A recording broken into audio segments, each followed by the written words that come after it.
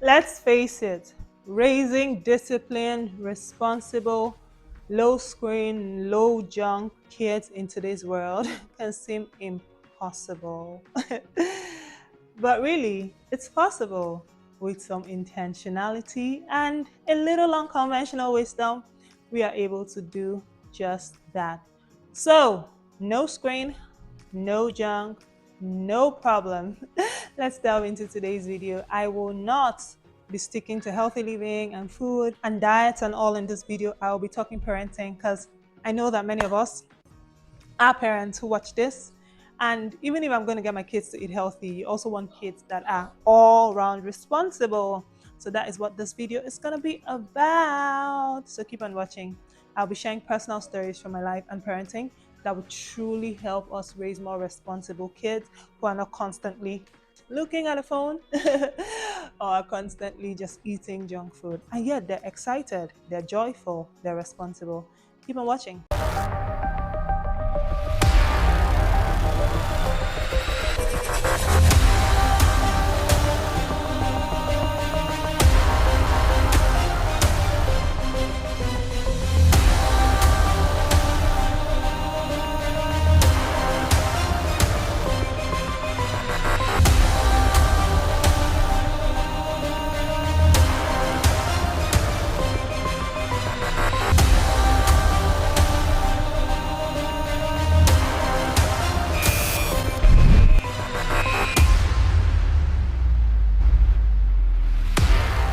Hello and welcome to the Save Our Children YouTube channel or podcast.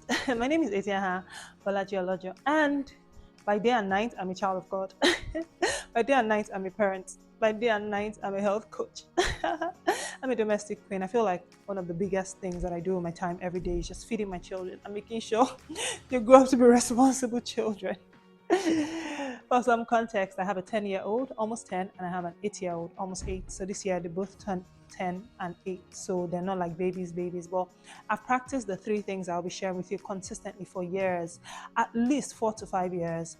So by the grace of God, I'm telling you what has worked for me. And hopefully you can take this and put it within the context of your own parenting and age and country and all the things. Okay? So here are 3 maybe unconventional wisdom that I've applied with my kids that have truly helped me enjoy parenting a little bit more and also raise responsible. They're not perfect kids, but really they're doing well. They're doing well and I'm enjoying it. I want you to enjoy your parenting, not like, no, just enjoy, because you get to parent actively for a long time. 18 years, even if it's 10 years, it's too long to not be excited. So I hope these joyful tips help us. And I'm really focusing on screen and junk. But underlying all of that is my first tip or my first whatever. Number 1, I let my children plan their day. Let's face it, raising responsible children, independent children, will not just happen poof overnight or without effort. We are going to have to put in the effort. And one thing that I have done consistently over years is to let them plan their day. I'm saying plan every single, maybe not every single hour, but for the most part of their day, it's planned. They know what they're going to do. So there's not just this time where we're just not doing anything. My kids are very familiar with timers. So you know, for example, you need to eat, your eating should be 20 minutes. So they are aware. It's not because if I want them to be responsible adults, it starts from now. In fact, I think the first mindset is I don't treat my children like babies, I treat them like people who will be adults one day. That's not to say they won't enjoy being a child. No, they're enjoying all of that. But I'm like, there's somewhere we're going to, and now is the time to put the foundation down. So I let them plan. We're not casual. You can't just say, I'm eating, and then you're on the dining table for 30 minutes. What are we doing when it's not like family gist? No. 12 minutes. In fact, typically it's 12 minutes. 12 minutes on the clock, maybe sometimes 15 minutes. Of course, you've taken into account the temperature of the food and all the things. So yes, so they are aware. There's a consciousness when they're eating. Same thing with play. Even if I want to let you play for 90 minutes, it's still on the clock. Very, very on the clock. So you are aware. See, time management is a skill many adults struggle with. But by the grace of God, we can help our kids to master it from now. So even when you want to sleep, 3:30 to 6 is time to sleep. Even if you don't sleep, you can stay on the bed. If we're doing quiet time, not quiet time to read the Bible, quiet time as in everybody should be silent. Again, You know how long your quiet time is going to be: 60 minutes, 30 minutes, 20 minutes. It is all on the clock. I think that's something we don't do so well with our children. We just let them just do, they're eating, eat for long, even homework. We know homework, academic work. This really, really works during the holiday. You want to start it during the holiday and then just carry it on even when school is in session. Let them plan their day. I mean, this is simple, but it makes all the difference. So my kids are aware of time. There's a time consciousness around them. Like I said, even if it's play, it's on the schedule. Even that drive time, everything is on the schedule. Now, of course, there are times when you just want to have some freedom here and there, but not every time, so that the kids have a time consciousness and is that good foundation as they go into adulthood. You know, as a child of God, I see parenting as a God-given responsibility to raise responsible children and adults. Children, human beings, are God's most prized possessions, and He gives you a child. You have to take care of that child properly. You can't just be casual about it. So yes, while it is hard work, it can be really joyful and one solid way. And in fact, when you even start to do this whole plan in terms of timing, people will resist. You might get tired at some point, but don't worry, keep at it. At some point, your children will start doing it themselves. My kids will do it themselves. Like, mommy, can we go ahead and plan our day? I'm like, sure. Or if we have like this long stretch of maybe 4 hours, I'm like, okay, what do you want to do in 4 hours? Okay, I want to play for 90 minutes. I want to go, I want to do this, I want to play ball, I want to rest, I want to do everything. Of course, there's now the wisdom of what to fill those times, because you can't just be play all the time. You have to teach children that even though play is part of what we do as children, there's also work, there's also responsibility. You also get to carry the load in the home. Okay, so that's my first tip. Please plan your day. So the second thing I want to share with you in terms of raising children that you enjoy and children who are growing up to be responsible adults in the future is, please don't use screens to cure boredom. Okay, so let me tell you how this came to me. During the holiday, the Christmas holiday, we had cause to visit here and there, family here and there. So maybe you go into a family and then they're watching TV, or I need to do something with the adults, so I need my children to be alone. Yes, most times, most parents will be like, oh, just go and watch TV so that you don't disturb us. Huh? I can't be there. In fact, even if I don't mind you watching screens, watching TV and all that at the time, because maybe you haven't watched it and this is your time to, I would never let you watch it then.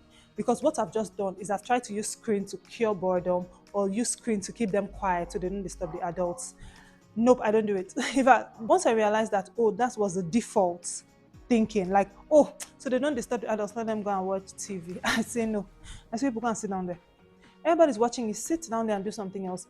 You can come to my house, you can come back home and you will watch that screen. But that I want to use it to make you be quiet. No, be quiet on your own. You don't always have to be entertained. Boredom is good. Boredom increases our creativity. And my home is, I'm not a comedian, I'm not a stand-up comedian, and my home is not Disney World. No, to be bored. If you want to use screen to cover that, no. I think that most parents do this. Like I said, it's a natural default. When we want them to be quiet, we give them screen. When we want them to be, no, let screen time be on the schedule. And we don't do it because there's nothing else to do. We do it because it is time to do it. And I want you to maybe watch the screen maybe 2 times a week for 30 minutes or for 1 hour. Or during the holidays, I want you to watch for 30 minutes every day or whatever. Not that it will now be when we're outside because I want you to be quiet. No, be quiet on your own. In fact, a lot of times, screen time happens in the house. It doesn't happen on the road, it doesn't happen in people's homes, except, of course, when we go to those people's homes, I know that, okay, it's okay as a part of bonding activity. Not that I want them to be quiet. If you want to be quiet, be quiet. I can't use screen to shut you up. In fact, when I started to take this whole screen thing seriously, was when I was in Dubai with the boys. I realized they were younger then, it was 2019. I realized that for my children to be quiet on the bus, in the train, on the metro, I had to give them my phone. I say never. Once I came to Nigeria, cold turkey. Because now they're older, they're more responsible. They already know that, okay, mommy, how long can we watch it? Can we do 60 minutes? Can we do 40 minutes? Can we do 20 minutes? And of course, they know once the time is up, they can come and tell me, oh, mommy, please, can we just finish this thing we were watching? And of course, I check what they're watching. So let's say they're watching Dr. Omsom. Can we just finish it? Remaining just 2 minutes. I can say, okay, no problem. But that screen is going to cure boredom. It doesn't happen here. You will be bored. That screen is going to make you be quiet so that adults can concentrate. It is not going to happen. Not going to happen. Find other ways to entertain yourself, and the screen is not a part of it. We all know how we deal with addiction in terms of our screen as adults. So we don't want that for the children. Cut it short from now. My heart really breaks when I see children with screens. like we're using it to keep them from being bored. Nah, of course, that's a whole different, there's a whole strategy to stop that. This is not what the video is about. I'm just saying that change the mindset of using it. And one simple tip I can even give you, let them be bored. When they are bored, they will come up with creative ideas. It was from boredom that my children started to play with pegs. You know how people play with Legos? My children will use pegs to create Legos. Oh God, don't do it, please, dear moms. Very, very related to screen is junk. It's interesting that a lot of times screen time and junk just go together. In my home, junk again is planned. It can't just be because we went for a party. See, if I want to give you junk food once in a while, I talk about the 80-20 principle. That 20 doesn't have to be because we went to a party. Sometimes it can be because of that. There are genuine times when I feel like, okay, maybe there'll be a children's party here. I'll give you permission. You can take it. But I'm now learning that I don't even want that. So even if I'm allowing it from time to time, yes. But most times I'm like, no. If I'm going forward, I'm like, no. If you're having it, it's because we decided that, okay, today, let it be at 20%. Not because we saw it outside. So I'm training my children to actually, because what I noticed with them was that there are some people's houses that they associated with, or when I go there, we'll be able to take a drink, we'll be able to do this and that. They start to associate those houses or those activities with it. So I'm like, no, we're not going to do that. In fact, what happened one time was that we got to one of these places, and then instantly, my son, who was not hungry, who had eaten, in fact, I had gotten there before them, so my husband brought them. But before I left the home, I made smoothies for them. They had eaten well, then I made smoothie snacks. And they packed it and they came to meet me there. They had just eaten. So the smoothie was just in case. Do you know, my son walked into that place and my son said, Mommy, I'm hungry. That's because everything around him was junk. My kids are not perfect. We're still learning this thing. So it's not like even though we wrote the book, they are aware. But I'm still in the place of controlling them until they can build it on their own. Maybe another 1 or 2 years. So I'm in the trenches with you. I got into this place and my son said, Mommy, I'm hungry. My husband looked at him like, what? He didn't even realize when he said it. He didn't think well when he said it. He now said, oh, no. I said, no, you have a smoothie, you can take it. Maybe I'd have let them take that food, that's whatever it was in that house. But because he had done that, I realized that he was starting to associate these places with junk. And I said, no, I want you to come to a place where you are tempted, but you withstand the temptation. Do you see? That's counterintuitive. But it's important that when their brain starts to associate something with the wrong thing, you shut it down immediately. So let the junk happen in my home, where I planned it and I said, oh, on Tuesday, I'll get you pizza and ice cream. It is planned. Not that we went somewhere, we saw pizza and ice cream, then I let you take it. No. Or I can say, we are going here and there will be pizza and ice cream there and I will let you take it. Or we're going for this school party, there will be a drink there, I can let you take it. That can be your 20% for the week. Do you see? That's how this thing works. Please, it's not that because they are going there. At the end of the day, you want disciplined children that can withhold, what's the word? Children that can delay gratification. Many people cannot. Many people are entitled. Many children are entitled. So we have to stop that immediately. Also, another thing is that you want to train your children to realize that unhealthy doesn't have to mean fun. Like sometimes we're like, oh, when we're having fun, then something unhealthy has to be there. And it happens a lot outside. So that's why in that fun time, I'll take away the unhealthy thing so that you associate fun with fun. It doesn't have to be fun and junk, screen time and junk. It doesn't work like that. So those are my 3 tips. So those things that helped me parenting. I hope you find something that helps you too. I hope that you enjoy parenting, as hard as it is, but I truly hope that you enjoy it. Okay, so have you gotten your copy of the Wellness Champions audiobook? He has first of all, the book, if you read it together as a family, you see like someone was telling me when we were writing the book and she was reviewing it, she said, this is not just about eating healthy or raising wellness champions, it's also about the culture we can, cultivate within the home. So yeah, that would really, really, really be a blessing when you read it with your children and you see some of the things that happen within my home. About 90% of the book is real life. It's real life. So yes, it would really help you. By the grace of God, God has helped me with parenting. Like, I have been so intentional about parenting for a long time. And as my children get older and older, we are definitely making some good moves. And I want that to be your own experience too. So I hope this helps. Get a copy of the Wellness Champions audiobook because it also has some recipes that you can do with them. And then they have like stuff that is not junk that they can enjoy, that's also healthy and also fun. So yes, my 3 tips. Number 1, let them plan their day. Number 2, please do not associate screen time with any other activity that stops boredom. No, screen time is not to stop boredom. Screen time is because screen time came on the schedule. And number three, we don't associate junk food with enjoyment or junk food with fun. Junk food happens also when it gets on the schedule. So please like, share with another mom who needs it, because we're not gatekeeping good stuff. And it also helps the video to, reach more people. I put in a lot of work. So it'll be great for you to help me spread the word. So thank you so much for watching, and I'll see you in my next video where I'll be back to talking healthy living. So until then, keep living in the shalom of God, because the prayer of shalom contains all of the prayers. God bless you. What is your favorite way of learning?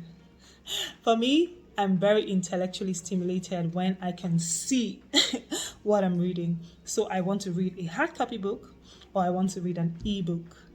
But every once in a while, listen, the child just needs the stuff to be read to her, me. So maybe I am cooking, I'm driving, all those fringe activities that I cannot necessarily be looking at something. When you read something to me, I love it, which is why I have an audiobook subscription going on, which is why I am super excited about the Wellness Champions audiobook. We are calling it the ultimate gift of love and wellness. It drops February 14, 2025. It is the ultimate gift of love and wellness, because I do believe wellness is love and love is wellness. So now you don't only have to read the book, you can actually listen to us read the book to you at bedtime when you're just hanging out with your kids, family time and all the things. So grab a copy now.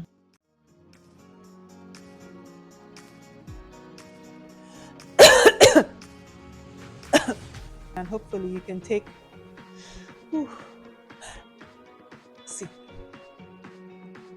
the heat of the food. What's the word? Not heat. Even if I want to let you play for 90 minutes, it's still on the tracker. Sorry. Now the second thing that I would say to you that would help you raise, responsible, independent kids would be, once I realized that, my children, I think that most parents